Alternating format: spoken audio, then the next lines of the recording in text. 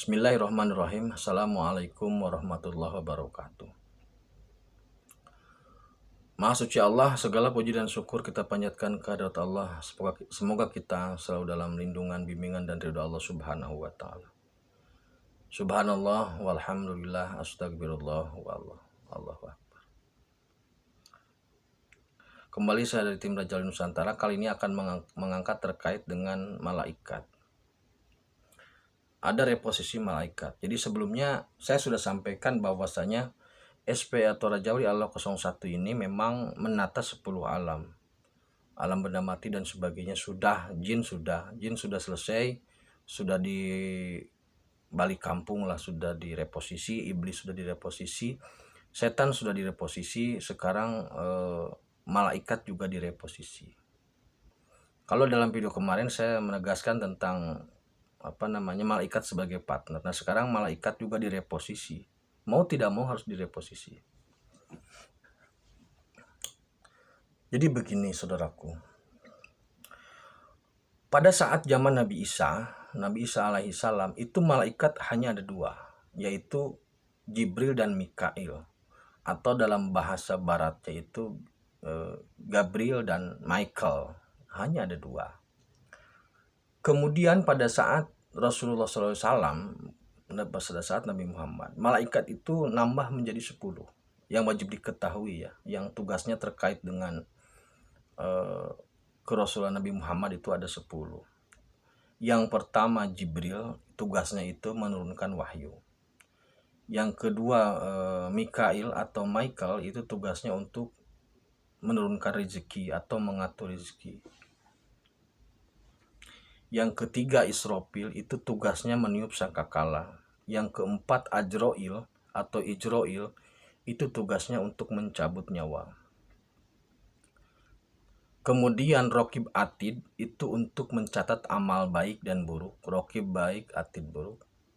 Kemudian Munkar Nakir untuk interogasi di alam kubur. Kemudian Malik dan Ridwan untuk menjaga pintu neraka dan pintu surga. Itu formasi personil atau formasi formasi malaikatnya seperti itu. Nah, kemudian Rasulullah SAW sudah wafat, sudah meninggal dunia. Kemudian pertanyaannya sederhana, ketika Rasulullah SAW sudah meninggal dan tidak sebagai khotam atau sebagai khotam anbiya wal mursalin, maka secara otomatis tidak akan ada lagi wahyu yang turun. Itu mutlak. Tidak akan ada lagi wahyu yang turun. Selama ini yang sebagai personil atau sebagai tugas malaikat yang bertugas untuk menurunkan wahyu itu malaikat Jibril. Jadi malaikat itu banyak. Jadi Jibril itu semacam jabatan, semacam profesi gitu loh. Jadi jumlahnya tidak satu. Ijroil juga bukan satu, itu banyak gitu. Jadi semacam semacam tim lah gitu, semacam pelaksanaan tugasnya gitu. Jadi koridor tugasnya lah gitu. Nah, ketika Rasulullah sudah wafat sebagai khotamul anbiya wal mursalin, kemudian pertanyaannya, apakah masih ada malaikat Jibril gitu? Kalau ada, tugasnya apa? Karena Rasulnya sudah tidak ada. Ilham itu tidak ada kaitan dengan malaikat Jibril. Malaikat itu pasif. Jadi kalau tugasnya menurunkan wahyu, hanya wahyu saja. Tidak ada job sampingan. Tidak ada job sampingan. Jadi pertanyaan pertama, kemana malaikat Jibril? Atau apa tugas malaikat Jibril ketika Rasulullah SAW sudah wafat sebagai khotamul anbiya wal mursalin?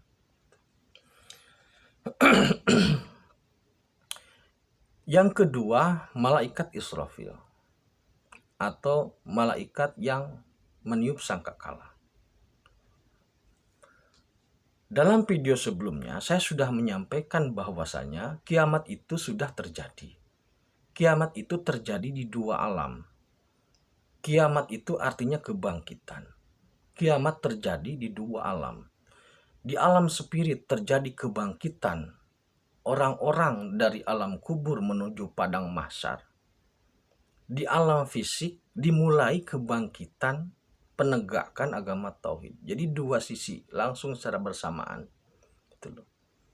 Nah, pada saat kebangkitan di alam spirit itu seperti yang digambarkan persis sama dengan yang digambarkan dalam surat Al-Jaljalah. Jadi surat Al-Jaljalah itu ternyata maknanya untuk spirit atau untuk dunia untuk alam akhirat. Peniupan sangkakala oleh malaikat Israfil itu sudah dilakukan pada saat kebangkitan atau pada saat membangkitkan atau pada saat qiyam manusia-manusia itu pada saat kiamat itu sudah ditiup gitu loh. Sesuai dengan gambaran-gambaran atau sesuai dengan naskah-naskah dokumen yang selama ini kita dapatkan dari para ulama atau para kiai, seperti itu persis sama. Itu sudah terjadi. Bagaimana goncangan yang dahsyat di alam di alam spirit, kemudian manusia kaget, bangun dan bertanya-tanya, kemudian tidak lagi ingat terhadap anak ataupun saudara. Semua bangkit, semua berantakan. Ada yang berjalan santai, ada yang jungkir-jumpalitan menuju padang mahsyar, ada yang berbagai situasinya. Itu sudah. Jadi malaikat Israfil sudah melaksanakan tugasnya pada saat kiamat itu. Kiamat kebangkitan dari alam kubur menuju padang mahsyar, yang secara bersamaan di dunia fisik itu kiamat kebangkitan dimulainya penegakan agama tauhid. Jadi dua malaikat sudah non-job, Jibril, Israfil.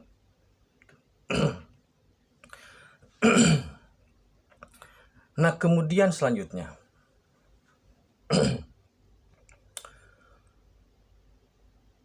malaikat Michael atau Mikail. Malaikat Mikail itu tugasnya mengatur rezeki.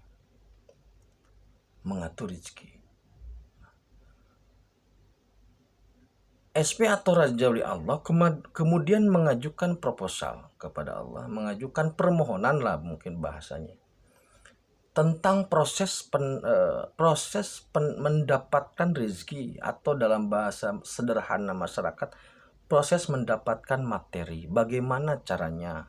Jadi nggak usah diatur lagi. SP atau Raja Wali Allah memohon agar rezeki atau materi lah, ya, biar gampang dulu. Sebenarnya rezeki itu tidak hanya materi. Agar penghasilan itu disesuaikan dengan usahanya. Seperti halnya tadi terkait dengan jin. Tadi kan terkait dengan jin.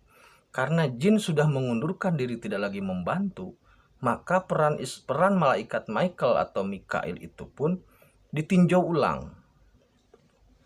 Maka SP atau Raja Wali Allah kemudian mengajukan permohonan agar rezeki itu dilepas.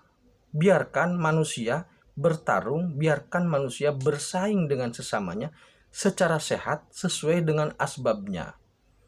Tidak mungkin bisa sama.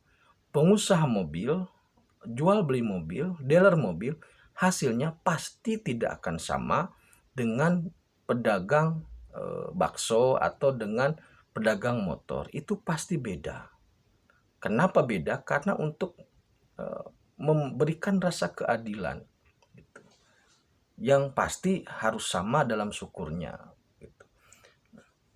Maksud saya beda bukan merendahkan, tapi memang sesuai dengan asbabnya, tidak lagi diatur dan tidak lagi didorong oleh jin. Jadi pengaturan rezeki itu atau menurunkan rezeki itu, rezeki yang disebar, kemudian manusia itu berkompetisi untuk mendapatkan hasil semampu-mampunya dia, sekuat-kuatnya dia. tidak ada lagi dorongan dari jin, tidak ada lagi aturan-aturan pengaturan dari malaikat, tapi dibiarkan untuk berkompetisi secara murni manusia sesuai dengan akal, kemampuannya, ilmunya. Itu yang diajukan permohonan seperti itu. 3 ya, udah 3 malaikat. Selanjutnya malaikat Munkar dan Nakir yang meriksa di alam kubur.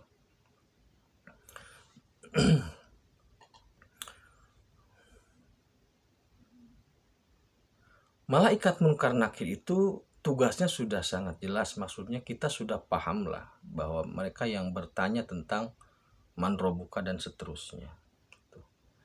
Nah, di zaman kebangkitan agama tauhid saat ini posisi alam barzah atau posisi alam barzah atau alam kubur, bukan kuburan ya, alam barzah itu. Jika dahulu sebelum proses penegakan tauhid, sebelum proses kiamat, di alam barzah itu sangat lama. Di alam barzah itu sangat lama. Menunggu kiamat atau menunggu panggilan kebangkitan dari Israfil. Nah, setelah kiamat ini, setelah kiam, itu proses di alam barzah itu cepat. Nah, bagaimana cepatnya? Kita lanjutkan di video berikutnya ya, supaya saya bisa bernapas dulu. Terima kasih. Kita lanjutkan di video berikutnya tentang reposisi atau tentang penataan malaikat. Terima kasih. Akhirul kalam. Assalamualaikum warahmatullahi wabarakatuh.